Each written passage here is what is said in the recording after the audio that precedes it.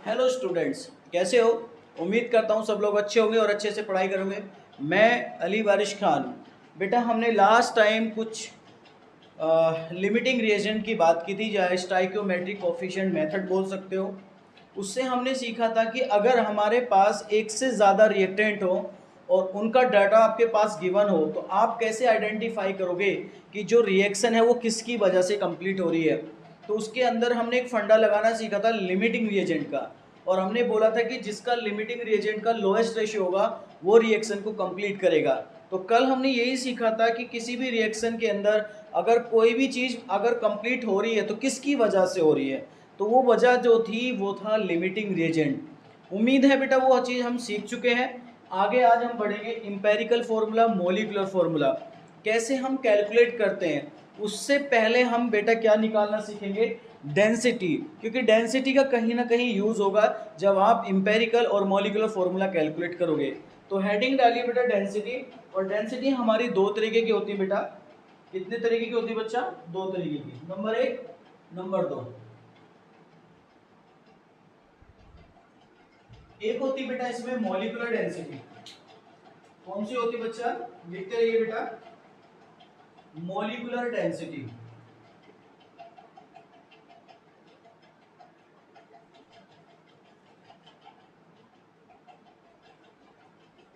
Molecular density.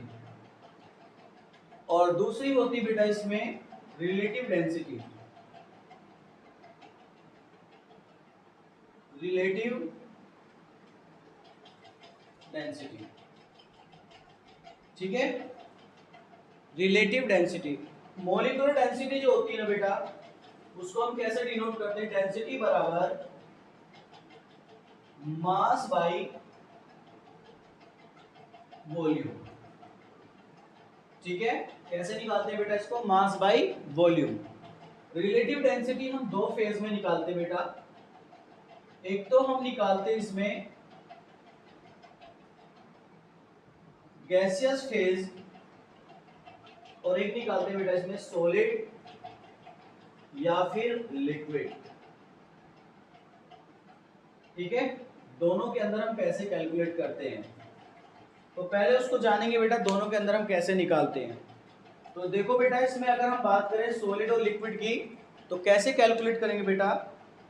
आपके सामने relative density बराबर होता है बेटा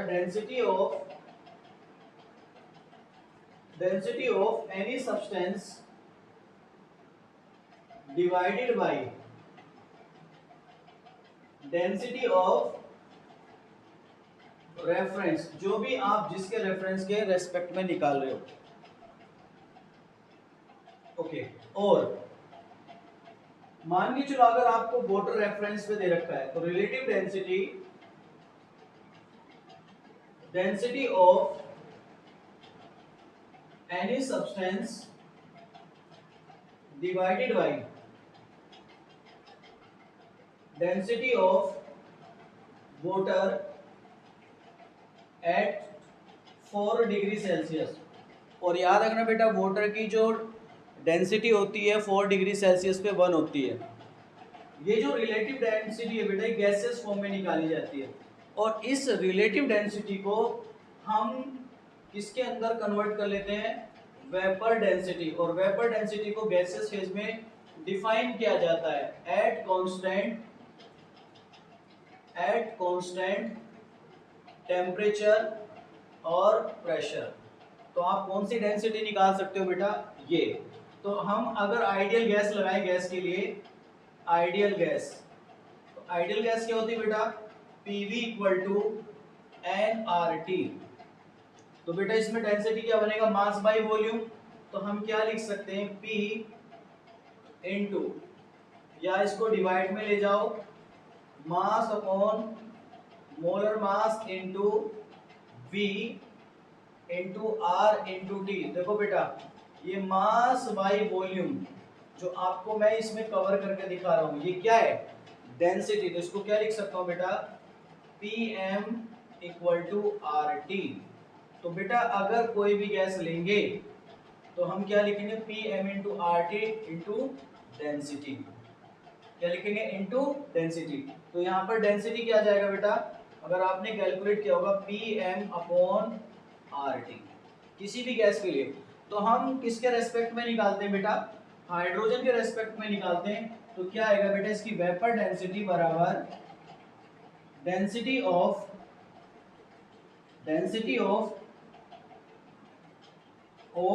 any substance divided by density of hydrogen. अब बेटा आपको पता है हाइड्रोजन की डेंसिटी क्या होगी, इसका मोलर मास कितना है, 2। तो बेटा दोनों की डेंसिटी पुट करेंगे Pm/RT, तो m से P से P कट जाएगा, R से R कटेगा, T से T, क्योंकि टेम्परेचर प्रेशर कांस्टेंट होना चाहिए। तो क्या बचेगा, मास बचेगा। अब जो ऊपर वाला होगा उसका मास गिवन होगा, जो नीचे वाला होगा हाइड्रोजन का मास कितना होगा बेटा, 2 ग्राम होगा, तो उसमें 2 ग्राम रख देंगे। तो वेपर डेंसिटी कितनी आ जाएगी आपकी, कितनी आ जाएगी बेटा, वेपर डेंसिटी बराबर मास बाई 2। ये 2 मास किसका बेटा, हाइड्रोजन का, तो इसको क्या लिखेंगे, विद रेस्पेक्ट टू हाइड्रोजन। इसके रेस्पेक्ट में बेटा ये हाइड्रोजन के, याद रखोगे बेटा, जिसके रेस्पेक्ट में आप, अगर हीलियम के रेस्पेक्ट में निकालना है आपने, तो क्या लिखेंगे, mass upon any substance divided by, helium का मास कितना होता है 4, तो डिवाइडेड बाय यहाँ 4 लिखेंगे। मतलब जिसके रेस्पेक्ट में आपको डेंसिटी निकालनी होगी उसके रेस्पेक्ट से हमें यहाँ डिवाइड करना है, आपका आंसर आ जाएगा। ठीक है बेटा, तो उससे किसी का मास भी निकालना हो, आपको वेपर डेंसिटी गिवन हो, अगर कुछ भी नहीं बोल रखा है तो आपको हाइड्रोजन के रेस्पेक्ट में इसको निकालना है, या फिर अगर आपको रेफरेंस दे रखा है तो उस रेफरेंस का मास आपको पुट करके उसका मास हम निकाल सकते हैं। मतलब अगर हीलियम के रेस्पेक्ट में बोलेगा तो मास डिवाइडेड बाय 4 लिखेंगे, और अगर किसी और के बोलेगा तो उसका लिखेंगे। अगर कुछ नहीं बोला है तो आप उसको किसके रेस्पेक्ट में निकालेंगे, हाइड्रोजन के रेस्पेक्ट में। मुझे उम्मीद है बेटा यहाँ तक आपको ये सारी चीजें समझ में आ गई होंगी, फटाफट इसको नोट कर लीजिएगा। इसका यूज डायरेक्ट नहीं होता है, इनडायरेक्ट तरीके से होता है। जब हम आगे कुछ कॉम्प्लिकेटेड क्वेश्चंस करेंगे तब आपको इसका रोल प्ले करने को कहीं ना कहीं मिलेगा। आपसे कैसे पूछेगा, किस टाइप से पूछेगा, वो सारी चीजें हम क्वेश्चन के अंदर डिस्कस करेंगे कि जेईई मेंस के अंदर किस तरीके से क्वेश्चन को वो अरेंज करेगा बाय यूजिंग डेंसिटी।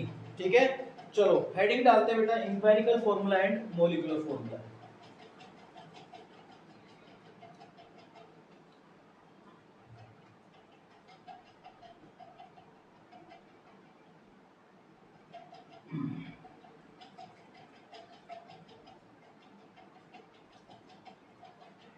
चलो करें स्टार्ट बेटा।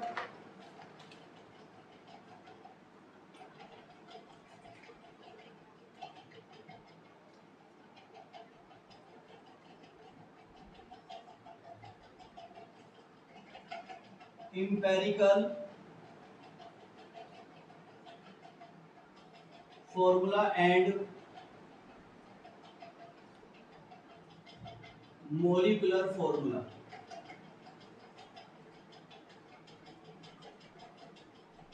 ठीक है, कैसे निकालते हैं, तो बेटा इंपेरिकल फॉर्मूले के बारे में पहले हम लिखेंगे कि इंपेरिकल फॉर्मूला क्या होता है, देन आगे बढ़ेंगे। इंपेरिकल फॉर्मूला क्या लिखेंगे बेटा, simplest ratio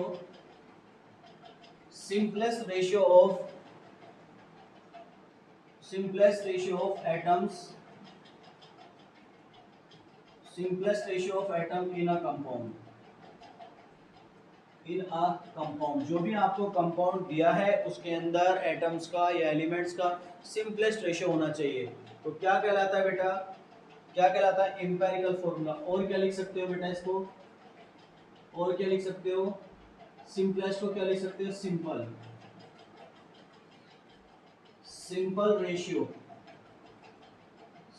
ratio of elements या फिर atoms in a compound. Simplest बोले या सिंपल बोले दोनों का मतलब एक ही, नॉर्मल भी बोल सकता है।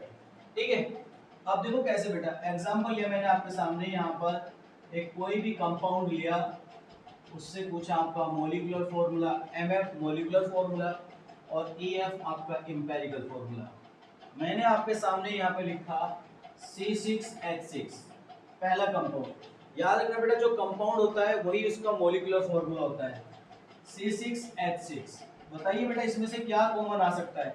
अगर मैं इसमें से 6 कॉमन ले लूं तो ब्रैकेट के अंदर कोई वैल्यू आएगी CH, और हम इसी को क्या बोलेंगे? एम्पिरिकल। सिंपलेस्ट फॉर्म, मतलब बेंजीन का जो सिंपलेस्ट फॉर्म है वो क्या है? CH।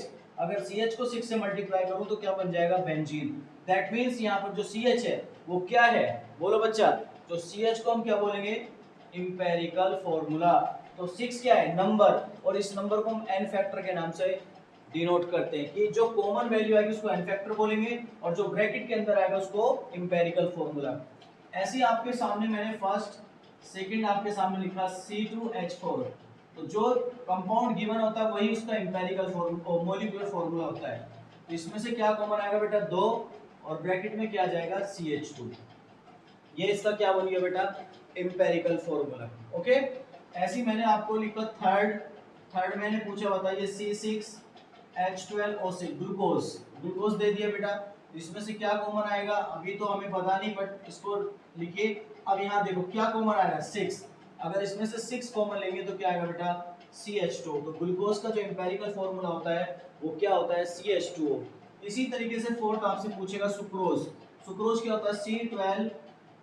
C12H22O11। क्या इसमें से कोई वैल्यू कॉमन आ रही है? बट कंपाउंड तो यही रहेगा, मोलिकुलर फॉर्मूला भी यही रहेगा, बट इसका एम्पिरिकल फॉर्मूला नहीं बनेगा। क्यों नहीं बनेगा? क्योंकि बेटा इसमें से कोई वैल्यू कॉमन ही नहीं है, तो बस कंपाउंड मोलिकुलर फॉर्मूला दिखाएगा, एम्पिरिकल फॉर्मूला नहीं दिखाएगा। उम्मीद है मुझे यहाँ तक सारी चीजें आपको बेटा क्लियरली समझ में आ गई होगी। देन इस तरीके से क्वेश्चन और है, जैसे आपको बोला एसिटिक एसिड। तो एसिटिक एसिड क्या होता है? CH3COOH। बोलेगा बताइए इसका एम्पिरिकल फॉर्मूला क्या होगा? तो पहले इस टाइप का जो भी कंपाउंड होगा उसको, उसके एटम को मर्ज करके लिख लो।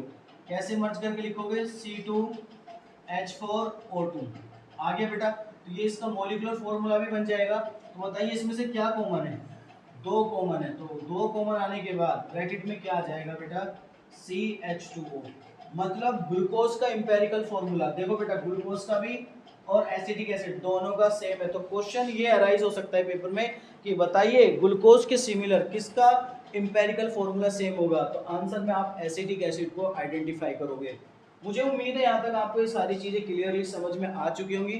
देन आगे कंटिन्यू करते हैं कि क्वेश्चन से हम एम्पिरिकल फॉर्मूला कैसे डिफाइन करेंगे। एक क्वेश्चन आपको गिवन होगा, उससे बोलेगा कि भाई इसका एम्पिरिकल फॉर्मूला बताइए, क्या निकल के आएगा? तो परसेंटेज हो सकता है, आपको परसेंटेज एलिमेंट की गिवन हो, तो कैसे आप उससे एम्पिरिकल फॉर्मूला निकालोगे। देन आगे बढ़ते हैं बेटा, अब हम क्वेश्चन स्टार्ट करते हैं। एम्पिरिकल फॉर्मूला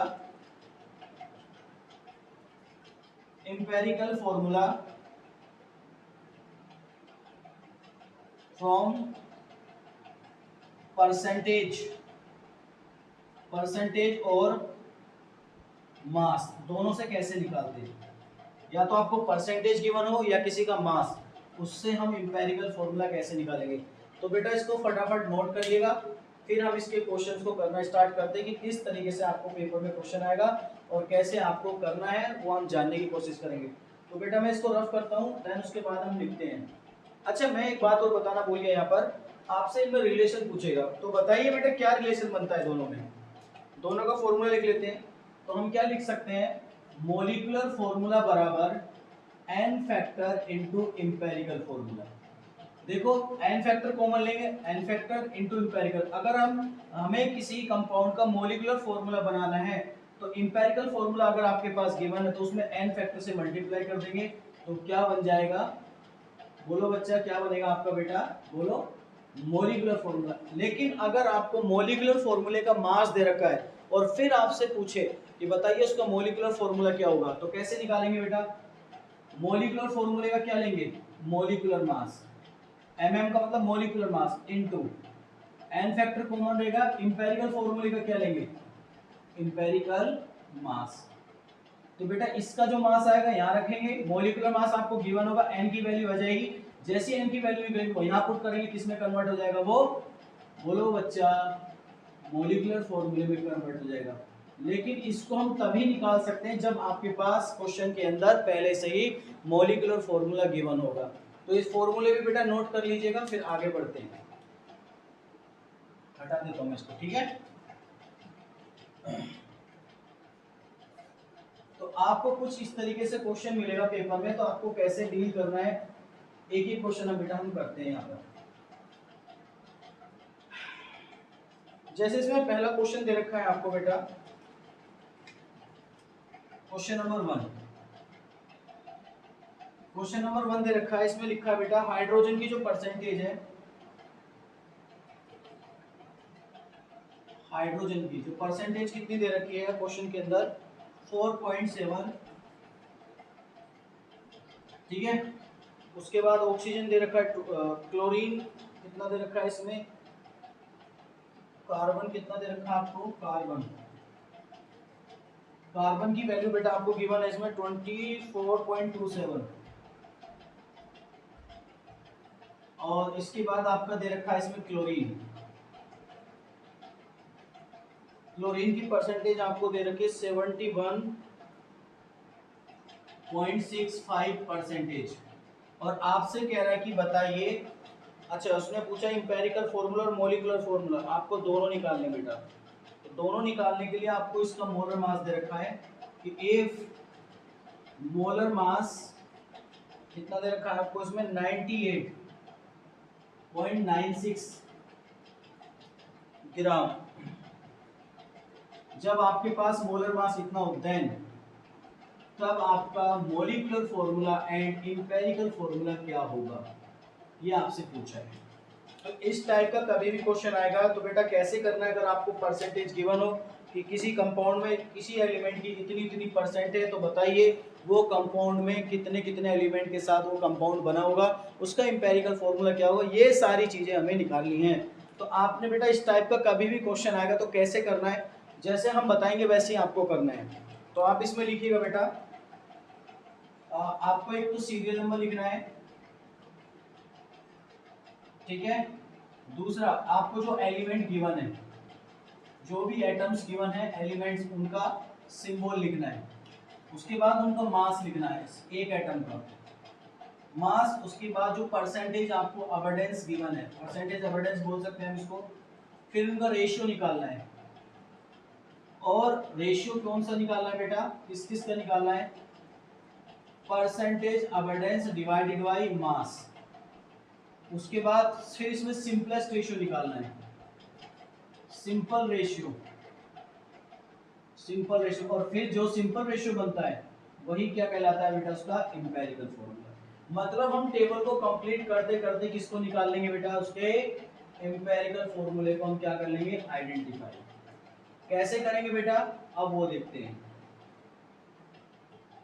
ठीक है। चलो मैं आपके सामने मैंने बेटा टेबल बनाई है, अब इससे मुझे दोनों चीजें पूछी है, दोनों चीजें हम यहाँ से बड़ी आसानी से निकाल लेंगे। कैसे, नंबर 1, नंबर 2, नंबर 3 आपके पास ये दे रखा है बेटा। नंबर 1 एलिमेंट कौन कौन है इसमें बेटा, एक तो हाइड्रोजन है। याद रखना जो एलिमेंट होगा सिर्फ उसका एक एटम ही लिखना है, समझे, जो उसका सिंबल होगा कार्बन, कार्बन के बाद बेटा क्लोरीन, और एक ही एटम का मास आपको लेना है। हाइड्रोजन का एक एटम का मास कितना होगा, 1 ग्राम। कार्बन का कितना होगा बेटा 12, क्लोरीन का कितना होगा 35.5। याद रखना उसका सिंबल लिखना है, और सिंबल में एक ही एटम का मास आपको लेके चलना है। हमें तो फाइंड करना उसके उसके अंदर कितने एटम प्रेजेंट है। हाइड्रोजन की परसेंटेज कितनी दे रखी बेटा 4.07, कार्बन की कितनी दे रखी 24.27, इसकी कितनी दे रखी बेटा 71.65%। अब इसका रेशियो लेना है तो डिवाइड करो बेटा रेशियो को, 4.07 डिवाइडेड बाई 1, 24.27 डिवाइडेड बाई 12, इसका कितना आएगा बेटा 71.65 डिवाइडेड बाई 35.5। जब इसको बेटा डिवाइड करोगे तो डिवाइड करने के बाद कुछ इस तरीके से आपकी वैल्यू निकल के आएगी। इसका कितना आएगा 4.07, इसका कितना आएगा 2 पॉइंट समथिंग आएगा। तो मैं राउंड फिगर में ले सकता हूँ, मैं इसका राउंड फिगर में कितना मान लूँ बेटा 4। देखो अगर किसी का वैल्यू 0.0 समथिंग करके आ रहा है तो उसको 4 मान सकते हो आप, राउंड फिगर में ले लेंगे। तो इसका कितना आएगा बेटा 2, इसका कितना आ जाएगा, इसका भी 2 आ जाएगा। अब इनके अंदर जो राउंड फिगर वैल्यू में हमने लिया तो आंसर भी हमारा राउंड फिगर से आ जाएगा, ऐसी कोई घबराने वाली बात नहीं है। और जो भाई अगर राउंड फिगर वैल्यू से नहीं आ रहा तो फिर आप एग्जैक्ट वैल्यू लेके चलिएगा। तो राउंड फिगर मैंने लिया, तो ये राउंड फिगर वैल्यू तभी लोगे बेटा जब 0.01 मतलब बहुत छोटी वैल्यू हो तो उसको नेग्लेक्ट करके अप्रोक्सीमेट ले लेते हैं, समझे। अब यहाँ पर देखो बेटा इसमें जो सबसे लोएस्ट वैल्यू होगी वो सिंपल रेशियो बनाएगी। तो जो सबसे छोटी वैल्यू 2, सबसे छोटी वैल्यू तो 2 ही आ रही है, इस 2 से सबको डिवाइड करना है। क्या करना है, सभी को डिवाइड करना है। तो क्या लिखेंगे बेटा 4/2, 2/2, 2/2 कितना आएगा बेटा, ये 2 आ जाएगा, ये 1 आ जाएगा, ये 1 आ जाएगा। तो बताइए बेटा इसमें हाइड्रोजन के कितने आइटम बने, 2, कार्बन का कितना आइटम बनेगा 1, क्लोरीन का कितना आइटम बनेगा 1। तो बताइए इसका एम्पिरिकल फॉर्मूला कितना आएगा बच्चों, बोलो क्या आएगा, CH2Cl। आपका पहला आंसर आ चुका है। लेकिन दूसरा आंसर निकालने के लिए आपको उसने मास दिया, मैंने पहले बोला था मास गिवन करेगा। तो कभी भी इस टाइप का क्वेश्चन आएगा तो आपको टेबल बना के ही करना पड़ेगा, समझे बेटा। परसेंटेज गिवन हो या उसका मास गिवन हो, आपको ये टेबल ही पूरा कंप्लीट करके चलना है, आपका आंसर इससे ही आ जाएगा। अब हमें निकालना है इसमें मॉलिक्यूलर फॉर्मूला, मॉलिक्यूलर फॉर्मूला। बेटा मॉलिक्यूलर फॉर्मूला हम कैसे निकालेंगे, चलो सीखते हैं मॉलिक्यूलर फॉर्मूले के बारे में। तो मॉलिक्यूलर फॉर्मूले के लिए आपको मास देना चाहिए, तो दे रखा है। तो एम्पिरिकल फॉर्मूले का मास बताओ कितना है बेटा, 12 + 2 + 35.5। तो कितना हो जाएगा बेटा 14, यहाँ आ जाएगा 9.5 और यहाँ पे 3 4 49.5 आ जाएगा। कितना आ जाएगा बेटा, तो यहाँ पे लिख सकते हैं मॉलिक्यूलर मास बराबर n फैक्टर इनटू एम्पिरिकल मास। तो बताइए मॉलिक्यूलर मास कितना दे रखा है बेटा आपको, 98.96 बराबर n फैक्टर इनटू इसका दे रखा है 49.5। देखो 49 2 से 98 मतलब 2 बार, अप्रोक्सीमेट कितना चला जाएगा 2 बार। तो n फैक्टर की वैल्यू कितनी आ जाएगी बेटा 2। अब हमें निकालना क्या है, मॉलिक्यूलर फॉर्मूला। अब देन फॉर्मूला लगाओ, मॉलिक्यूलर फॉर्मूला बराबर n factor into empirical formula. तो n की वैल्यू, n फैक्टर तो 2 आया बेटा आपका, एम्पिरिकल फॉर्मूला क्या दे रखा है CH2Cl। अगर इसमें इसको मल्टीप्लाई कर देंगे क्या बनेगा C2H4Cl2। ये क्या बेटा आपका मॉलिक्यूलर फॉर्मूला आंसर। इस तरीके से आप दोनों आंसर को बेटा निकाल सकते हो। मुझे उम्मीद है कि आपको इस टाइप का कभी भी कोई भी क्वेश्चन आएगा तो कैसे करोगे, कुछ इस टाइप से करोगे बेटा। ऐसे क्वेश्चन आएंगे आपको पेपर में और बहुत ही आसान क्वेश्चन होते हैं, बस थोड़ा कैलकुलेशन पार्ट आपको करनी है और उसमें आप माहिर हो। जेई वालों का तो भाई रिकॉर्ड रहता है ना, क्योंकि मैथ के स्टूडेंट होते हैं, कैलकुलेशन को दबा के फोड़ते हैं वो। तो कैलकुलेशन को और थोड़ा स्ट्रॉन्ग कर लीजिएगा और फटाफट अपने आंसर को निकालिएगा। चलो कुछ क्वेश्चन और करते हैं बेटा, नोट कर लीजिएगा। अगला क्वेश्चन कुछ अलग अलग डिफरेंट टाइप से दे सकता है। हर क्वेश्चन बेटा अपने आप में डिफरेंट होगा, बस आपको देखना है, समझना है।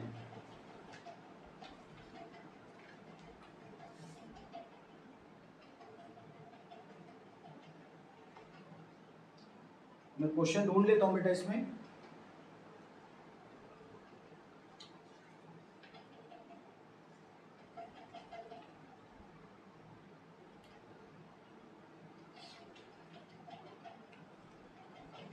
जी क्वेश्चन ये दे रखा है बेटा, हम उसको थोड़ा शॉर्टकट तरीके से लिखेंगे। क्वेश्चन ये है, उसने कहा कि एक एलिमेंट है ए, एक एलिमेंट है और ब्रैकेट में उसका मोलर मास कितना दे रखा है 75, और कह रहा है कि इसमें जो इसका परसेंटेज है 75% है और किसकी फॉर्म है बेटा बाई मास। ये मास के टर्म में, देखो बाई मास का मतलब होता है मास के टर्म में दिया है, मतलब ए का जो W है कितना है 75 है और उसका मोलर मास कितना है 75। फिर कह रहा है इसमें बताओ जो B है, जो B का आपको इसमें मास दे रखा है, B का जो आपका मोलर मास दे रखा है वो कितना दे रखा है 25, और कह रहा है कि पहले B का परसेंटेज निकालो मास में कितना होगा। तो सीधी सी बात है भाई, अगर ये 75 है तो B कितना होगा, सीधी सी बात 100 माइनस 75, तो कितना करोगे 100 माइनस 75, मतलब इसका मास कितना होगा 25% होगा, मतलब इसमें भी 25% है और आपका A 75% है। फिर उसके बाद कह रहा है कि फाइंड करो इंपेरिकल फॉर्मूला। तो आपको इंपेरिकल फॉर्मूला बताना है तो कैसे करेंगे बेटा, या तो सीधा सीधा आप कर लो या टेबल बना लो या फिर डायरेक्ट भी आप कर सकते हो। तो कैसे करेंगे बेटा, देखो इसने कहा है,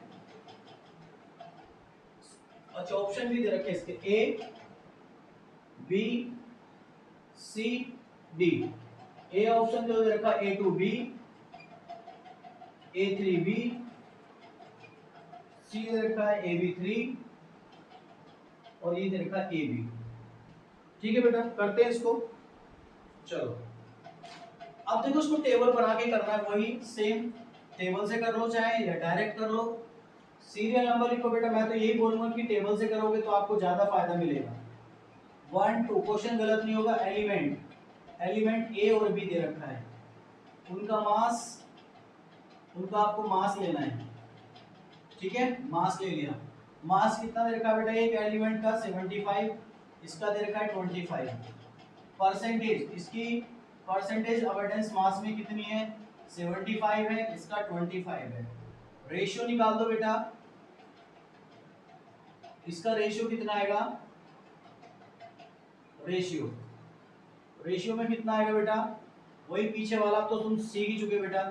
रेशियो किसका लेना है, रेशियो किसका आएगा, परसेंटेज अबंडेंस डिवाइडेड बाई जो भी आपका मास ऑफ एटम। फिर इसमें क्या करना है, सिंपलेस्ट रेशियो, क्या बनाना है बेटा, सिंपल रेशियो। देन उसके बाद क्या करना है आपको, इंपेरिकल बॉन्ड।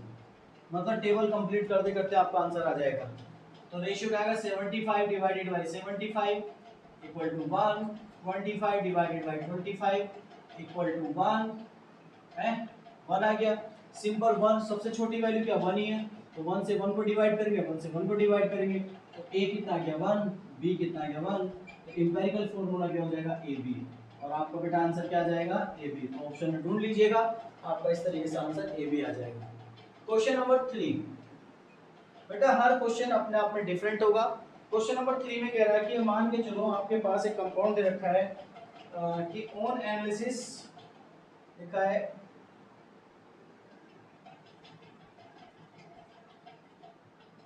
ये लिखा है a certain compound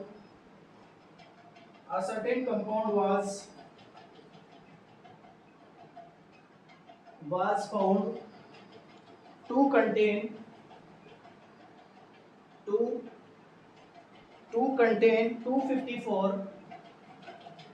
254 gram of iodine. Iodine बेटा I2 होता है। एट मास, उसका मोलर मास बोला है 127, and 80 gram oxygen, 80 gram oxygen, उसका जो मोलर मास दे रखा है एट मास, जो ब्रैकेट में बेटे मोलर मास है इसका 16, एक एटम का। बताइए what is the formula of compound, what is the formula of compound, formula of compound. तो इस बार जो बेटा ये W दे रखा है ना, ये मास, अब ये परसेंटेज की तरह बिहेव करेगा, किसकी तरह बिहेव करेगा। अच्छा इसको ऑप्शंस भी दे रखे हैं आपको, अगर मैं ऑप्शन भी लिखूं आपके सामने, A B C D। ए में दे रखा IO, दूसरे में दे रखा I2O, तीसरे में दे रखा I5O3 और चौथा दे रखा आपका I2O5। बेटा ये आपको 4 ऑप्शन दे रखे हैं, चारों में करेक्ट आंसर आपको ढूंढना है। सिंपल, पहले टेबल बनाइएगा, सीरियल नंबर, उसके बाद एलिमेंट, उसके बाद मास, उसके बाद परसेंटेज। अब परसेंटेज किसके टर्म में? मास के टर्म में। तो बेटा इसको मास लिख लो, ये मास एटॉमिक मास है, ये गिवन मास है, तो यहाँ पे मैं लिख रहा हूँ गिवन मास, गिवन मास। उसके बाद इसका रेशियो। अब रेशियो किसका लोगे बेटा? Given mass upon atomic mass, जो भी एक एटम का मास होगा, ठीक है बेटा। फिर उसके बाद क्या लोगे? सिंपल रेशियो, और सिंपल रेशियो के बाद क्या जाएगा? एम्पेरिकल फॉर्मूला,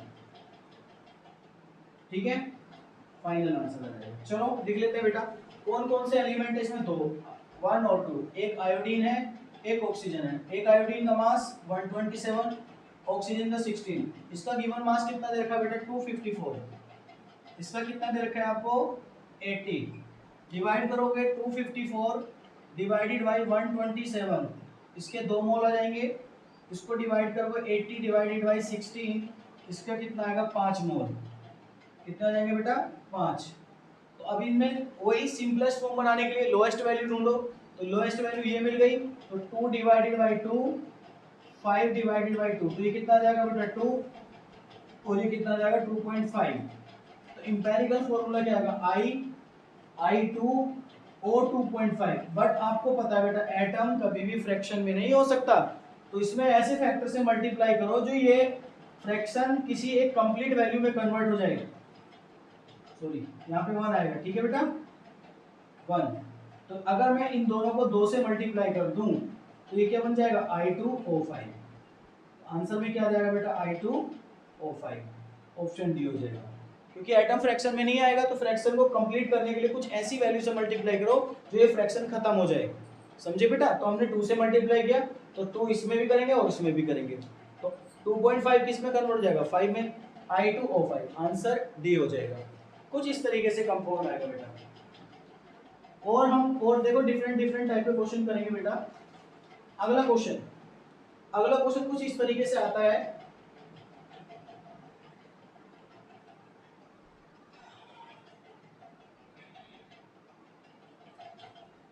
कुछ आपको डेटा गिवन करेगा,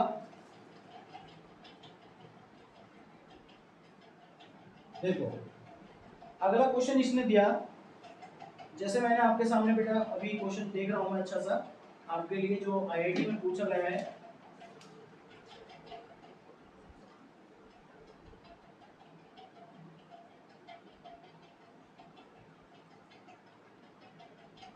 इसने कहा क्वेश्चन में बेटा, बोला 66 gram of an organic compound, organic compound बोला है 66 gram of an organic compound. उसके बाद क्या बोला है इसमें बेटा? was burned with excess oxygen, excess, यह तो पता है बेटा किसी को बर्न किया जाता है ऑक्सीजन के साथ तो कंबशन रिएक्शन होती है। तो कह रहा है कि ऑर्गेनिक कंपाउंड है जिसको कंप्लीट एक्सेस ऑक्सीजन के साथ आपका बर्न किया जा रहा है to produce 220 gram of CO2 and 54 gram of H2O. Find empirical formula। ऐसे आपसे पूछेगा बेटा। एक क्वेश्चन और मैं लिखता हूं यहाँ पर स्क्रीन पे। Question number 1, question number 2, question number 3, question number 4, question number ये शायद 5 होगा, ये क्वेश्चन नंबर 6। देखो बेटा हर क्वेश्चन अपने आप में डिफरेंट होगा। तो एक क्वेश्चन और है जो जेईई मेंस लेवल में है, मैं उसको लिख ही देता हूँ हाथों हाथ।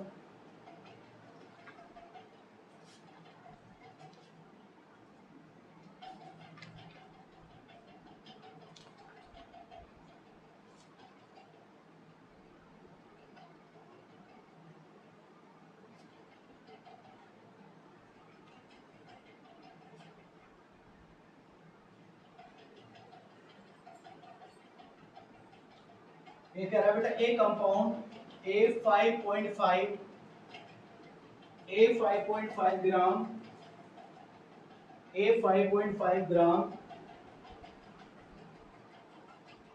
sample of an organic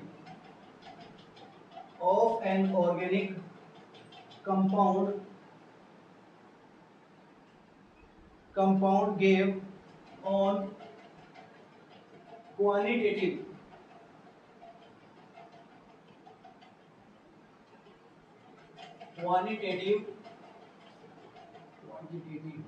analysis, quantitative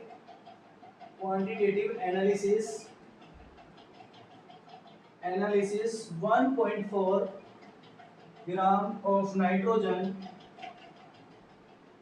and 3.6 gram of carbon and 0.5 gram of hydrogen. ठीक है, उसके बाद कह रहा है कि calculate the empirical formula and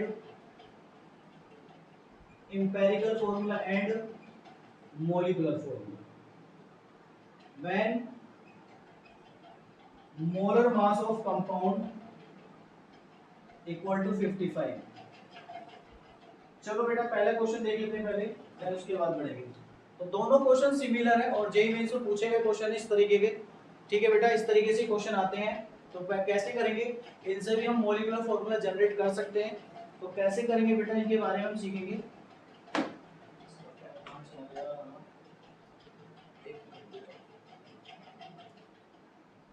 अच्छा ठीक है,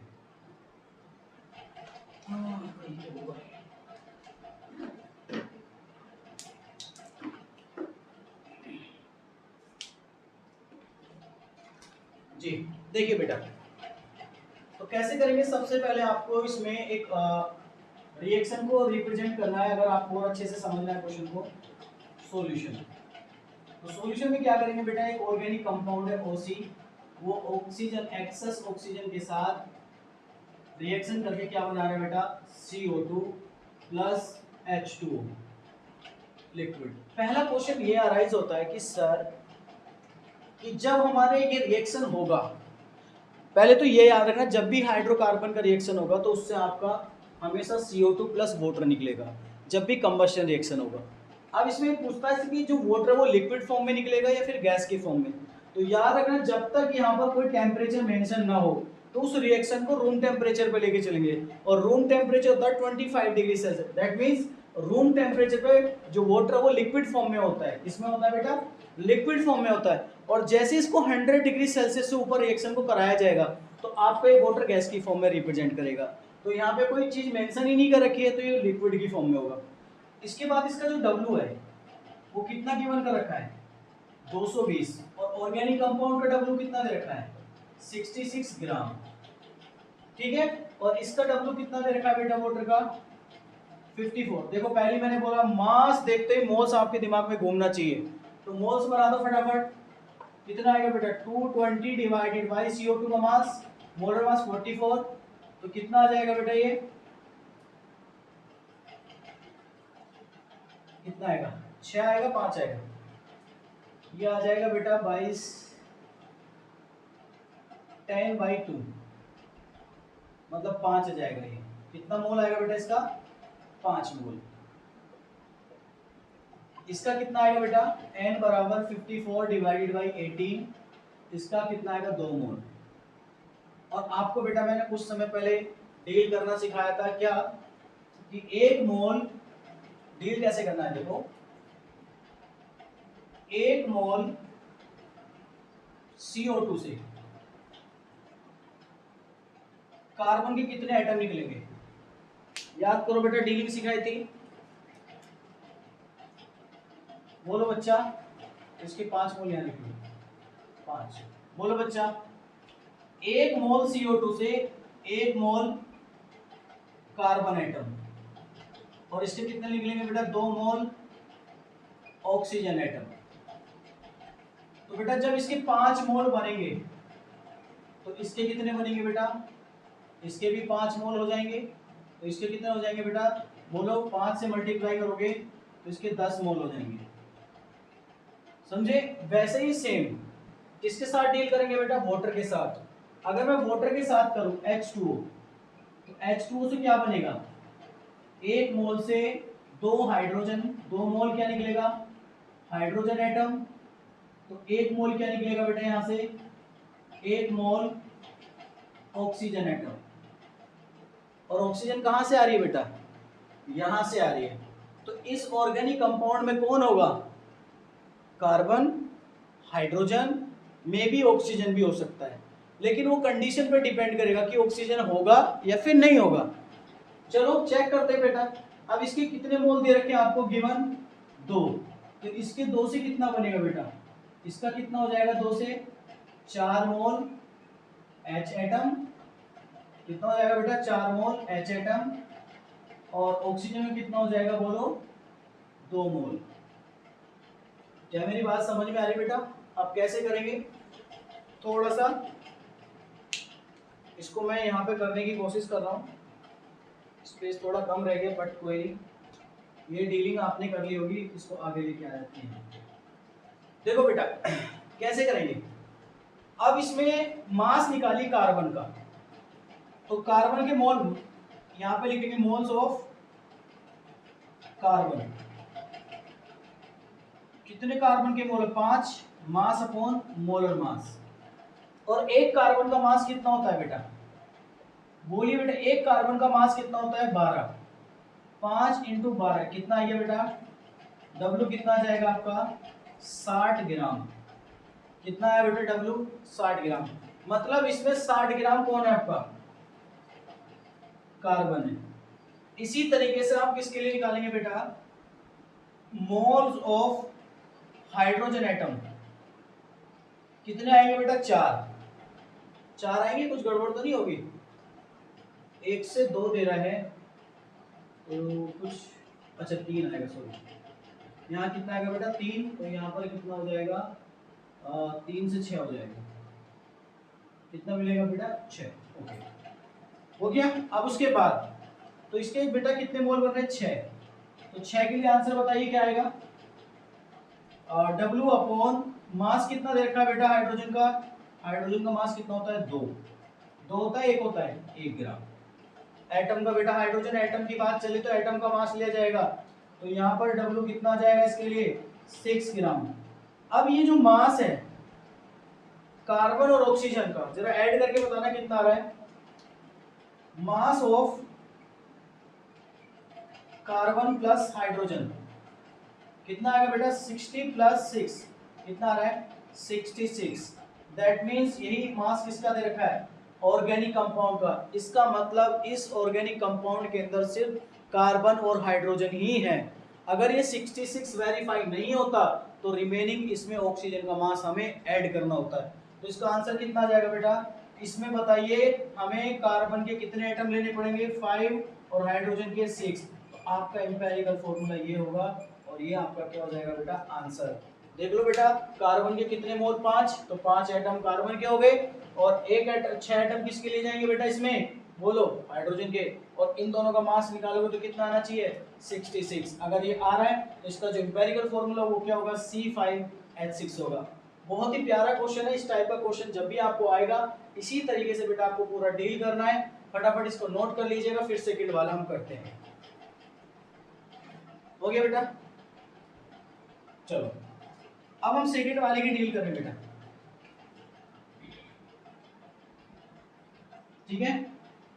सेकंड वाले क्वेश्चन की डील कर रहे हैं, कैसे करना है इसको देखो। तो पहले इसको बेटा यहां से डील करेंगे। तो आपको इसमें दे रखा है कि सैंपल, देखो सेम वही जो सैंपल का मास कितना आना चाहिए, 5.5। अब इसमें नाइट्रोजन का निकालो बेटा। नाइट्रोजन का मास कितना दे रखा है, W बराबर कितना दे रखा है, 1.4। इसके मोल्स बनाओ बेटा, कितना होंगे, N बराबर 1.4 divided by 14 equal to 0.1 mole. Direct mass दे रखा है, मोल्स बना दो। फिर उसके बाद किसका दे रखा है, नाइट्रोजन के बाद कार्बन। कार्बन की बात करें तो कितना आएगा W 3.6 इक्वल टू N बराबर कितना आएगा बेटा 3.6 डिवाइडेड बाई 12, इसका जाएगा 0.3 मोल। ठीक, उसके बाद ही कह रहा है कि बेटा 0.5 इसका दे रखा है, तो 0.5 का कितना आएगा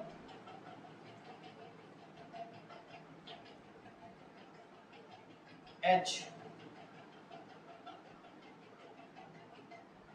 हाइड्रोजन का कितना दे रखा है W बेटा 0.5, तो N बराबर कितना आएगा 0.5 डिवाइडेड बाई 1, तो कितना आ जाएगा बेटा इसका 0.5 मोल।